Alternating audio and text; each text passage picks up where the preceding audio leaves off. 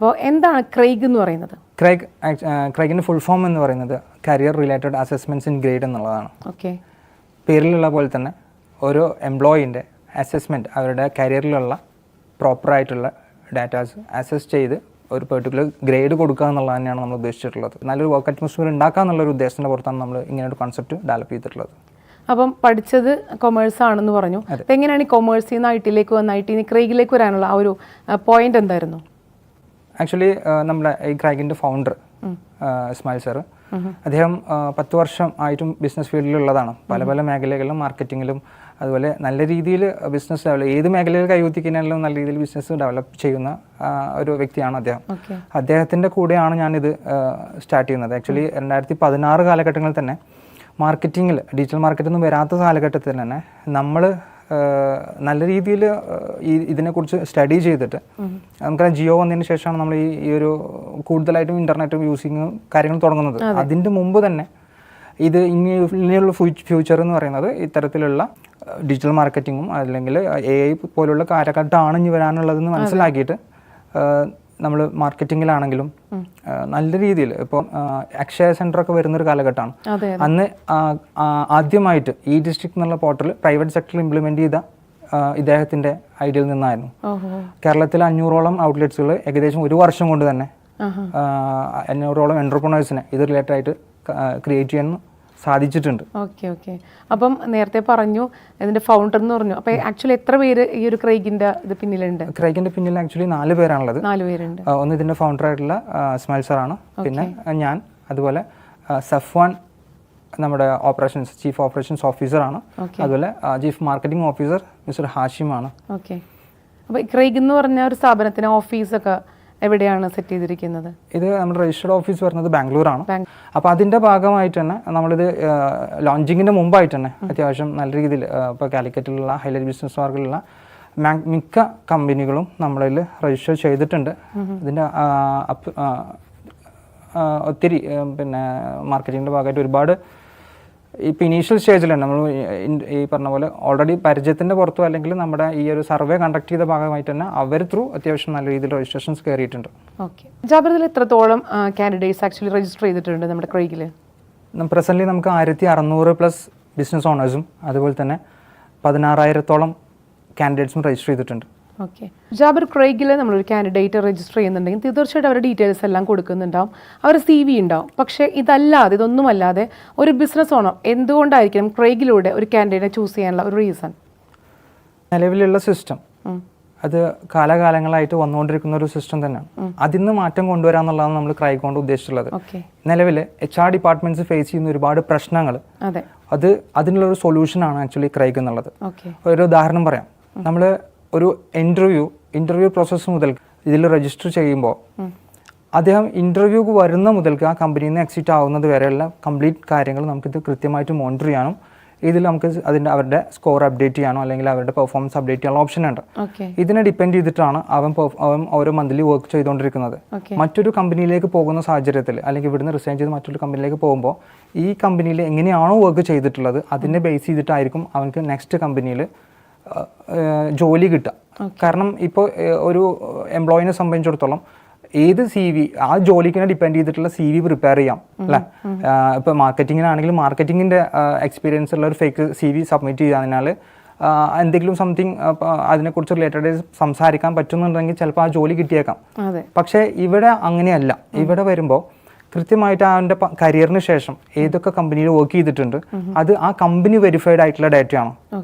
മറ്റത് CV-യിൽ നമുക്ക് എന്തും എഡിറ്റ് ചെയ്ത് കയറ്റാനുള്ള ഓപ്ഷൻ ഉണ്ട്. ഇവിടെ അങ്ങനെയല്ല.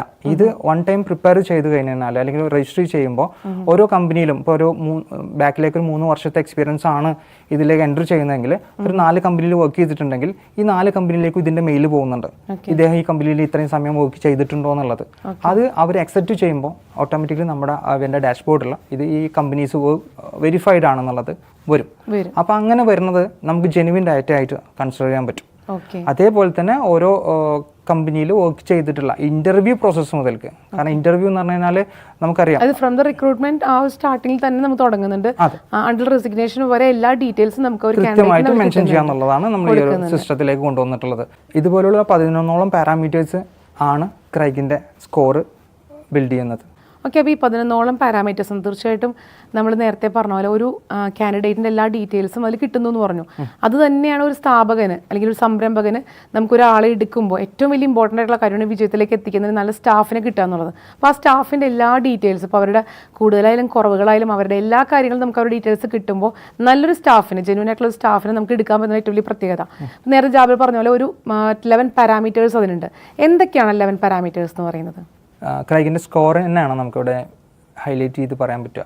കാരണം ഒരു എംപ്ലോയിയുടെ പെർഫോമൻസ്, അറ്റൻഡൻസ്, ആറ്റിറ്റ്യൂഡ് തുടങ്ങിയിട്ടുള്ള 11ഓളം പാരാമീറ്റേഴ്സ് നമ്മൾ ഫൈൻഡ് ഔട്ട് ചെയ്തിട്ടുള്ള ഓരോ HR-ൻ്റെ അടുത്തുനിന്നോ അല്ലെങ്കിൽ നമ്മൾ സർവേ നടത്തുന്ന സമയത്ത് കണ്ടെത്തിയിട്ടുള്ള 11ഓളം പാരാമീറ്റേഴ്സ് ഡിപ്പെൻഡ് ചെയ്തിട്ടാണ് സ്കോർ ഉണ്ടാക്കിയെടുത്തിട്ടുള്ളത്. അപ്പോൾ ഇത്തരത്തിലൊരു സ്കോറിൻ്റെ ബേസ് ചെയ്തിട്ട് ഒരു ബാങ്ക്, ഒരു എക്സാമ്പിൾ പറയുകയാണെങ്കിൽ ബാങ്ക് എങ്ങനെയാണോ സിവിൽ സ്കോർ അവരുടെ ലോൺ പ്രൊവൈഡ് ചെയ്യുന്ന സമയത്ത് ചെക്ക് ചെയ്യുന്നത്, അതേപോലെ തന്നെ ഒരു എംപ്ലോയറിനെ സംബന്ധിച്ചിടത്തോളം അദ്ദേഹം പുതിയൊരു ആൾക്ക് ജോലി കൊടുക്കുകയാണ്. അപ്പോൾ ആ സമയത്ത് ഒരു ഡിസിപ്ലിൻ ആയിട്ടുള്ള ഒരു എംപ്ലോയിനെ കിട്ടാൻ വേണ്ടിയിട്ട് അദ്ദേഹത്തിന് ഈ ഒരു സ്കോർ ചെക്ക് ചെയ്തിട്ട് നമുക്ക് നല്ല രീതിയിൽ റിക്രൂട്ട്മെൻറ്റ് നടത്താമെന്നുള്ളതാണ് ഇതിൻ്റെ ഹൈലൈറ്റ് ആയി പറയാൻ പറ്റുക.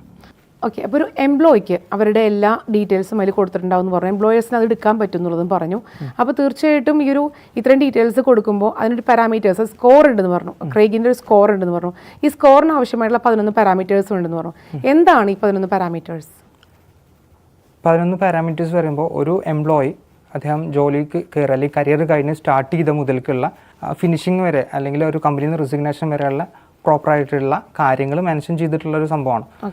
എക്സാമ്പിൾ പറയുകയാണെങ്കിൽ ഇൻ്റർവ്യൂ പ്രോസസ്സ്, റിക്രൂട്ട്മെൻറ്റ് പ്രോസസ്സ്, അതുപോലെ പെർഫോമൻസ്, ആറ്റിറ്റ്യൂഡ്, അവരുടെ കമ്മിറ്റ്മെൻറ്റ് എത്രത്തോളം ഉണ്ട് എന്നുള്ളത് തുടങ്ങിയിട്ടുള്ള 11ഓളം പാരാമീറ്റേഴ്സാണ് ഇതിൽ ഇൻക്ലൂഡ് ചെയ്തിട്ടുള്ളത്.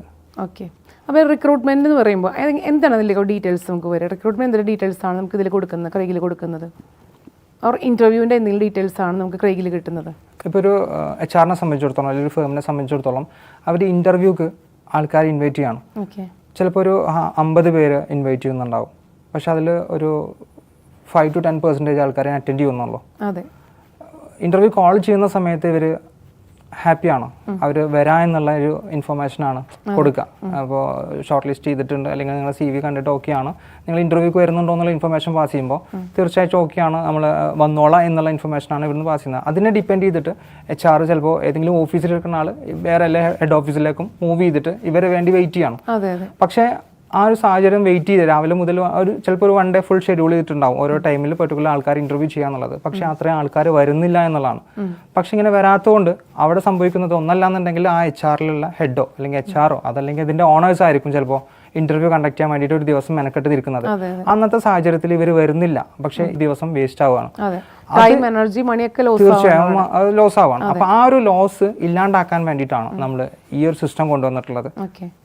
അപ്പോൾ ഈ ഒരു സിസ്റ്റം കൊണ്ടുവരുമ്പോൾ എങ്ങനെയാണ് ഇപ്പോൾ കാൻഡിഡേറ്റ് വന്നില്ല എന്നുണ്ടെങ്കിൽ അത് അവരെ എങ്ങനെയാണ് എഫക്ട് ചെയ്യുന്നത്? അത് എഫക്ട് ചെയ്യാന്ന് പറയുന്നത് ഇപ്പോഴത്തെ കണ്ടീഷനിൽ പറഞ്ഞല്ലോ, അവർ വിളിച്ചിട്ട് വന്നില്ലെങ്കിൽ വന്നില്ല, നമുക്ക് പിന്നെ ഇവരെ ട്രാക്ക് ചെയ്യാനോ അല്ലെങ്കിൽ ഇവർക്ക് എതിരൊന്നും ചെയ്യാനോ ഒരു ഓപ്ഷൻ ഇല്ല. അവർ വരുന്നില്ലെങ്കിൽ വരുന്നില്ല എന്നുള്ളതാണ്. പക്ഷേ ക്രൈഗിൻ്റെ നമ്മുടെ വെബ്സൈറ്റ് ത്രൂ ഇവരെ ഇൻവൈറ്റ് ചെയ്ത് കഴിഞ്ഞാൽ അവരത് ആക്സെപ്റ്റ് ചെയ്തതിനാൽ വന്നോളണം എന്നുള്ളതാണ്. വന്നില്ല എന്നുണ്ടെങ്കിൽ ഞാൻ നേരത്തെ പറഞ്ഞല്ലോ സ്കോർ, ഈ സ്കോറിനെ ഇത് എഫക്ട് ചെയ്യുന്നുണ്ട്. ഇവർ കമ്മിറ്റ് ചെയ്തിട്ടുണ്ട്, വരാമെന്ന് ഏറ്റിട്ടുണ്ട് എന്നുണ്ടെങ്കിൽ വരണം എന്നുള്ളതാണ്. ചിലപ്പോൾ ഇൻ കേസ് ചിലപ്പോൾ വരാൻ പറ്റാത്ത സാഹചര്യങ്ങൾ ഉണ്ടാവാം, എന്തെങ്കിലും എമർജൻസി സിറ്റുവേഷൻസ് ഉണ്ടാവാം. അപ്പോൾ ഇത് റീഷെഡ്യൂൾ ചെയ്യാനോ ഇൻഫോം ചെയ്യാനുള്ള ഒരു ഓപ്ഷൻ ഉണ്ട്. നിലവിലത്തെ കണ്ടീഷൻ പ്രകാരം ഇത് എത്ര തവണ ഫോൺ ചെയ്ത് പറഞ്ഞു അല്ലെങ്കിൽ ഇന്റർവ്യൂവിന്റെ ദിവസം ഇവർ അങ്ങോട്ട് വിളിക്കുമ്പോഴും ഫോൺ അറ്റൻഡ് ചെയ്യാത്ത സാഹചര്യമാണ്, പിന്നെ റെസ്പോണ്ടേ ചെയ്യുന്നില്ല. ഇവിടെ വരുമ്പോൾ നമുക്കിത് ഒന്നല്ല അറ്റ്ലീസ്റ്റ് ഈ പറഞ്ഞ പോലെ ഇൻഫോം ചെയ്തിട്ട് അതൊന്ന് റീഷെഡ്യൂൾ ചെയ്യാനുള്ള ഒരു ഓപ്ഷൻ എങ്കിലും ഉണ്ട്. അതും പോലും ചെയ്തില്ലെങ്കിലാണ് ഈ ഒരു സ്കോറിനെ എഫക്ട് ചെയ്യുക.